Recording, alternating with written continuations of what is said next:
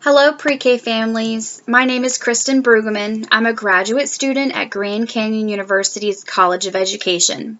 Today, I'm excited to talk to you about some fundamental pre-reading skills, phonological awareness, and phonemic awareness. These concepts are essential for students to know and understand so they can be successful readers later on. Throughout this video, I will explain the difference between phonological and phonemic awareness, how these skills relate to literacy development in young children, and describe how early reading development is related to early literacy skills like print concepts, letter naming, vocabulary, phonological awareness, listening, speaking, and comprehension. I'll also share some small group activities that can be used to help teach and practice these early literacy skills and how they can be modified to meet a variety of student needs. So first, we need to understand what phonological and phonemic awareness means. So phonemic awareness is the ability to hear and play with sounds. Now we're only dealing with sounds, not letters and sounds together, not the letters that represent the sounds. We're only dealing with the sounds themselves. So each sound is called a phoneme, and there are 4 different ways to play with phonemes. The first way is to isolate sounds in a word. Okay, so isolate means to be able to identify and pick out a certain phoneme. So if I need to isolate the beginning sound in the word bat, the beginning sound that I'm isolating would be the B sound. Okay, the middle sound is A, and the ending sound is T. Okay, so isolating is picking out specific sounds from the word. The second way to play with phonemes is to segment sounds. So segmenting is breaking down words into their individual phonemes or sounds. So if I were to segment the word cat, I would break the word down into its sounds. K, A, T. Okay, 3 different phonemes to make the word. Another example is shark. To segment shark, we would say sh, r, k, shark. Now, we know that the word shark has 5 different letters, but it only has 3 phonemes. It only has 3 sounds. Remember, we're not talking about letters, only the sounds that we hear. So the third way to play with phonemes is to blend the sounds, which means to put them together, okay? So if I'm going to blend the sounds sh, I, p, I'm going to put them together to make the word ship. The fourth way to play with phonemes is to manipulate them. So let's say I have the word fox, and I need to manipulate or change the first sound in fox and change it to the b sound, okay? So then my word becomes box. I'm just switching, replacing, manipulating those sounds, okay? So phonological awareness is a broader term that describes many skills with sounds, such as rhyming, breaking words into syllables, and it does include phonemic awareness. Okay, so let's talk about syllables. Syllables are words or parts of words that have a single vowel sound. We can clap, we can tap, we can count the number of syllables in the words. Okay, so let's look at a few examples. So the word cat, if I clap the syllables in the word cat, it's 1 syllable. Okay, the word guitar, guitar, 2 syllables. Dinosaur, dinosaur, 3 syllables. And alligator, alligator, 4 different sounds. That's syllables, okay? So phonemic and phonological awareness are considered foundational skills for reading, writing, and for spelling. Students who do not have a good grasp on these skills usually struggle with learning to read. Once students have an understanding of phonemic awareness, they can build on that knowledge and begin to attribute letters to each sound. So once they've learned these concepts, they can begin to understand that putting letters together makes words, and putting words together makes sentences. Okay? So these are the foundational concepts to early literacy skills. Phonemic awareness, which is our smallest unit of a word, it's our sounds. Phonological awareness, which includes rhyming words, syllables, and phonemic awareness.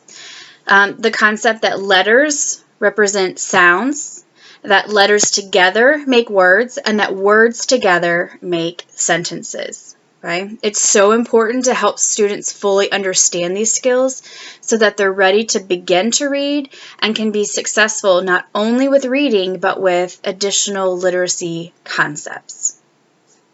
So there are many small group activities that will help students develop early literacy skills. One of the easiest activities is to read with students. Okay? Provide each student in the group with a copy of a book. It can be a teacher-made book, it can be Emergent Reader, it can be a picture book. Take turns choosing books to read together to engage your students. Pick some with rhyming words, with repeated phrases, fiction books, nonfiction books, all of them. Pointing to each word as you read or tracking with the print, it helps to teach basic print concepts like that we read left to right, we read top to bottom, how to turn pages, that we read one word at a time, okay? So books with lots of rhyming words or repeated phrases will also help children develop phonological awareness, hearing and identifying words that rhyme and noticing patterns with repeated phrases. Students will also pick up new vocabulary when reading and listening to stories. They'll use the context and what they already know about a subject to understand the new words and the new meanings in their books. So some modifications might be needed when you are reading with children, when you're reading in your small groups. It depends on the levels and the abilities of the students in the group. So you can use hand over hand to help them point to each word, to help them turn pages. And you can pair them with a stronger student, someone who is grasping the concepts maybe a little bit quicker or already has a good handle on them, and they could be a good model for the other student. So another simple activity to help develop listening, speaking, and comprehension skills is to talk to the children. Regularly engage them in conversation in small groups and large groups, individually. Talk about anything and everything. What did you eat for dinner last night? Can you tell me about the picture you're drawing? What are you going to play during recess today? All these back and forth conversations require students to listen to what you're saying, to process what you're asking of them, and then to use their words, gestures, their means of communication to respond appropriately. So conversations also help to develop phonological awareness because they have to listen to the patterns in speech when somebody is speaking to them. Talking to students will also teach them new vocabulary. When you use words, new words appropriately, they'll use the context just like they do in books. They'll use the context of what you're talking about and what they already know about a subject to understand these new words.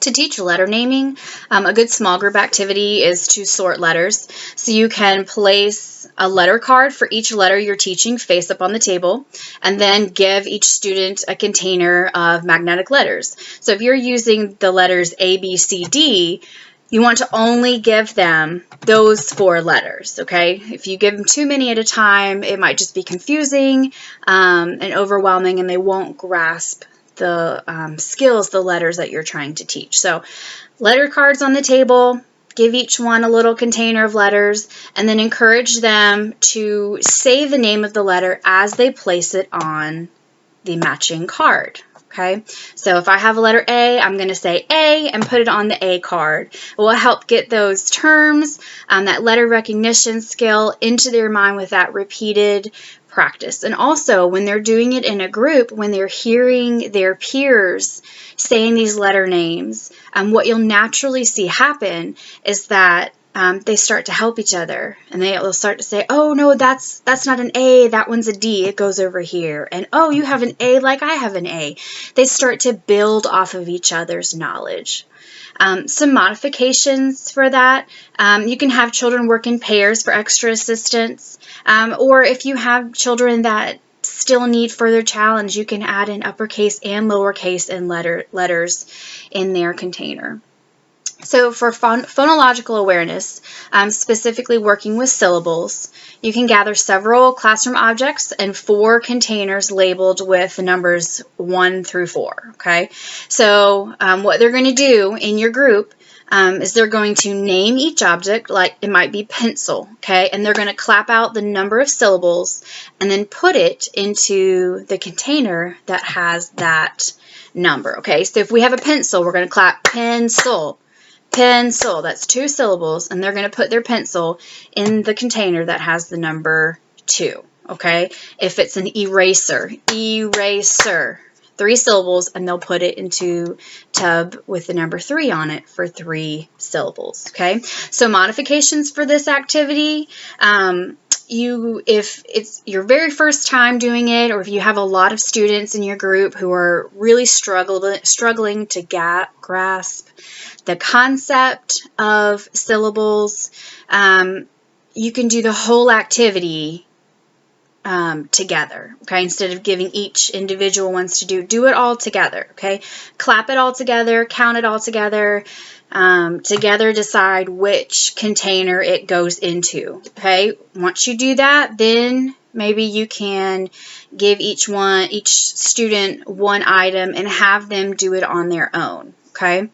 If you have a student who needs extra challenge, have them go collect some items on their own and then come back and see if they can count the syllables in those words and also put them in the bucket. So another phonological awareness activity, working with rhyming words, can be to just start by just reading rhyming books. So Sheep in a Jeep by Nancy E. Shaw is a great book to introduce rhyming skills.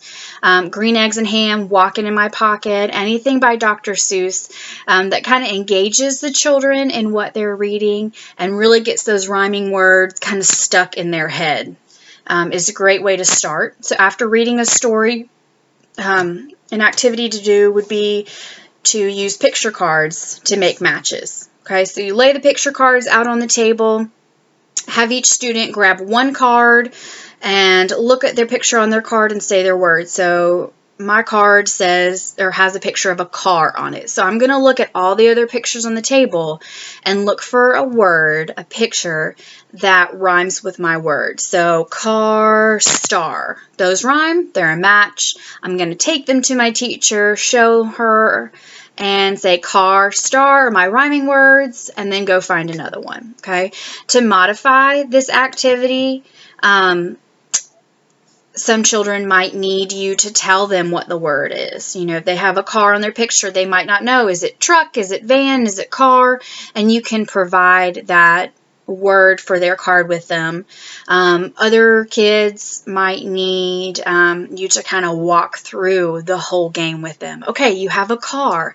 Let's look and see if we can find another card that has the rhyming word for car. So car, bus. Does that rhyme? Do we hear the same ending sound? No. Car, fan. Does that rhyme? No. Let's keep looking. What about car, jar? Yes, that rhymes. That's our match, okay? So you might have to walk through that with them. For any of these small group activities, peer pairs work really well. Student modeling works really well. And just be encouraging. Just let them have fun with these activities so that they will want to keep doing them and keep practicing them and working on these literacy skills. So I hope you guys enjoyed this little video and that it was informative to you. Thank you for watching. Bye-bye.